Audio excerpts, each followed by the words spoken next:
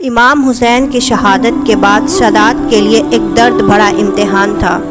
اس رات نے سادات کو بہت رلایا۔ بس جیسے ہی شام غریبہ گزر جاتی ہے، 11 محرم کا سورج طلوع ہوتا ہے، یزید کی فوج آل محمد کو رسیوں میں قید کر کے بیویوں کو بے چادر کر کے کوفے کی طرف لے کر جاتی ہے۔ تاریخ نے لکھا جیسے ہی بیوی زینب مقتل گاہ سے گزرتی ہے تو امام حسین کی لاش کو دیکھتی ہے کہ امام حسین کا جسم زمین کربلا پہ بکھرا ہوا ہے، آپ کے جسم کا ایک بھی حصہ سلامت نہیں ہے۔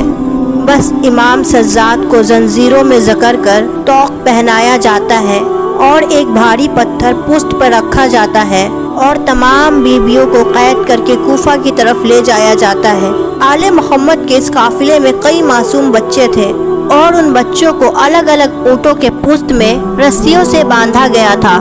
جس بھی اونٹ سے جو بچہ گر جاتا وہ اونٹ کے پاؤں میں کچل کر وہیں شہید ہو جاتا۔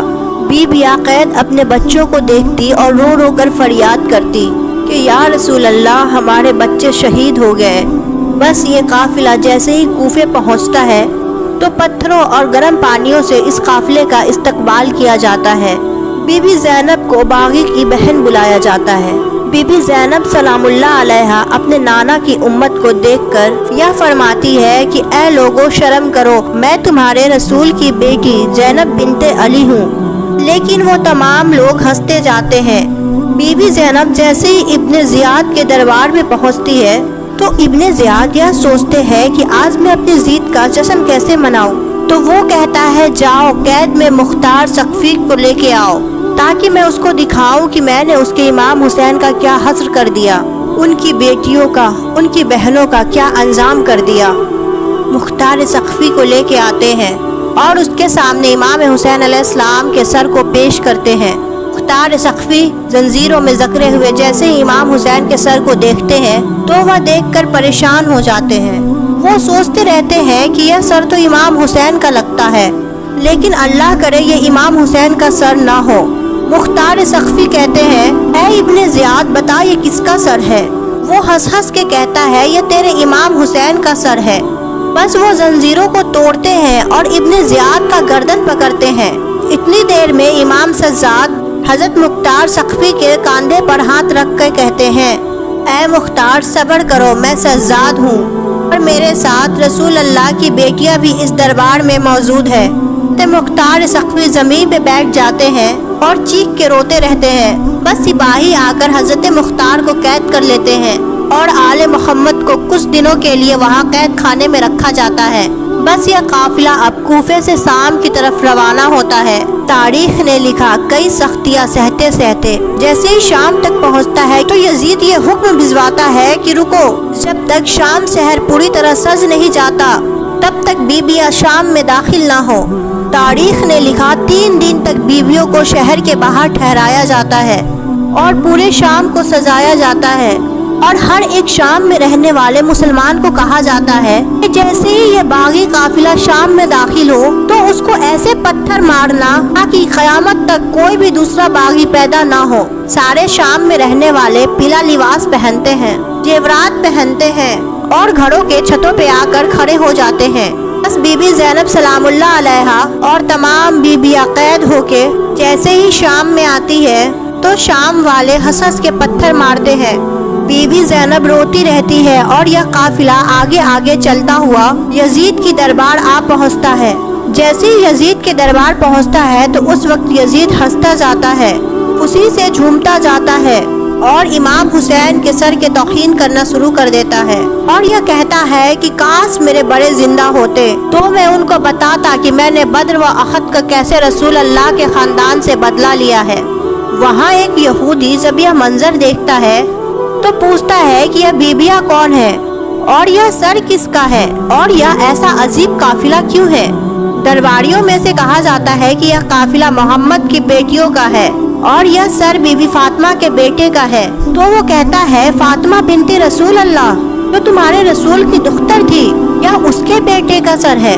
یزید کے دربار میں بیٹھے ہوئے کہتے ہیں ہاں، یہ اسی کا سر ہے۔ تو وہ رو کے کہتا ہے کیا تمہیں شرم نہیں آتی؟ تمہارے رسول کو صرف 50 سال ہی گزرے ہیں اور تم نے ان کے خاندان کا یہ حشر کر دیا کہ ان مستورات کو قیدی کر کے ہزاروں میں لے کے آئے ہو، ان کے بیٹے کا سر کاٹ کے اس کی بے حرمتی کر رہے ہو۔ اے مسلمانوں، میں حضرت داؤد کے قبیلے میں سے ہوں اور آج بھی میرا قوم میرا احترام کرتی ہے۔ جیسے ہی یہ شور یزید کے کانوں تک پہنچتا ہے، یزید اس کا سر قلم کرواتا ہے۔ بس یزید امام حسین کے سر کی بے حرمتی کرتا رہتا ہے۔ اتنے میں امام سجاد فرماتے ہیں، یزید جب تم اپنے آبا و اجداد کی تعریف کر رہا ہے تو مجھے بھی موقع دے تاکہ میں بھی ان لوگوں کو بتاؤں کہ میں کس خاندان کا ہوں۔ یزید کے ساتھی کہتے ہیں، اے یزید، یہ بیمار لرز رہا ہے، تنظیروں میں ذکر ہوا تیرے سامنے کیا کہے گا؟ اس کو بھی موقع دیتا کہ یہ بھی منبر پہ آ جائے۔ بس امام سجاد منبر پہ آتے ہیں اور کہتے ہیں، تمام تعریفیں اس اللہ کی جس کے قبضہ قدرت میں کائنات کا نظام ہے، اور تمام درود و سلام اس محمد مصطفیٰ صلی اللہ علیہ وآلہ وسلم پر جس کے دین کے لیے میرے خاندان نے سب کچھ قربان کر دیا۔ امام سجاد اس دربار کو دیکھ کر فرماتے ہیں، اے لوگوں، میں کعبے کا بیٹا ہوں، میں علی کا پوتا ہوں، میں رسول اللہ کی اولاد ہوں، میں اس کا بیٹا ہوں جس نے خیبر کو فتح کیا، میں اس کا بیٹا ہوں جس نے تمہیں دین سمجھایا، میں اس کا بیٹا ہوں جس کو فرض سے عرض پہ بلایا گیا، میں اس رسول اللہ کا بیٹا ہوں جس کے زلفوں کی قسم اللہ کے ملائک کھاتے آ رہے ہیں۔ اے لوگوں، میں اس کا بیٹا ہوں جس کا یہ سر ہے، یہ وہ حسین ہے جس کے لبوں کو اللہ کے رسول چوما کرتے تھے، یہ وہ حسین ہے جس کو رسول اللہ اپنے کندھوں پر سوار کیا کرتے تھے۔ اے لوگوں، میں وہ غریب بیٹا ہوں جس نے اپنے باپ کو ذبح ہوتے ہوئے کربلا کے زمین پہ دیکھا۔ لوگوں، میں وہ رسول اللہ کا بیٹا ہوں جس کو قیدی بنا کر آل محمد کی بیٹیوں کے ساتھ بازاروں میں پھرایا گیا، پتھر مارے گئے۔ امام سجاد کے خطبے میں اتنا درد تھا کہ دربار میں سارے درباری رونے لگے۔ اتنی دیر میں یزید یہ سوچتا ہے کہ یہاں بغاوت نہ ہو جائے، اعلان کرواتا ہے کہ اذان دی جائے۔ جیسے ہی اذان دی جاتی ہے، امام سجاد اذان سننا شروع کرتے ہیں۔ جیسے ہی اذان دیتے دیتے اذان دینے والا اشہد ان محمد رسول اللہ فرماتا ہے تو امام سجاد فرماتے ہیں، ہاں میں بھی گواہی دیتا ہوں کہ میں اسی محمد کا بیٹا ہوں۔ اس محمد کی بیٹیوں کو یہاں قیدی کھڑا کیا گیا ہے۔ اے لوگوں، یہ وہی محمد ہے جن کی یہ بیٹیاں ہیں، یہ حسین وہی حسین ہے جن کی رگوں سے رسول اللہ کا خون بہ رہا ہے۔ بس دربار میں بغاوت شروع ہو جاتی ہے اور لوگ یزید سے نفرت کرنا شروع کر دیتے ہیں۔ تاریخ نے لکھا، اس خطبے کے بعد رفتہ رفتہ لوگوں کے دلوں میں یزید کی نفرت اتنی بڑھتی جاتی ہے کہ یزید اپنے ہی محل میں قید ہوتا جاتا ہے اور قیامت تک یزید اور یزیدیوں سے نفرت کرتے رہتے ہیں اور امام حسین کی مظلومیت پہ روتے رہتے ہیں اور آل محمد کی غربت پہ روتے رہتے ہیں۔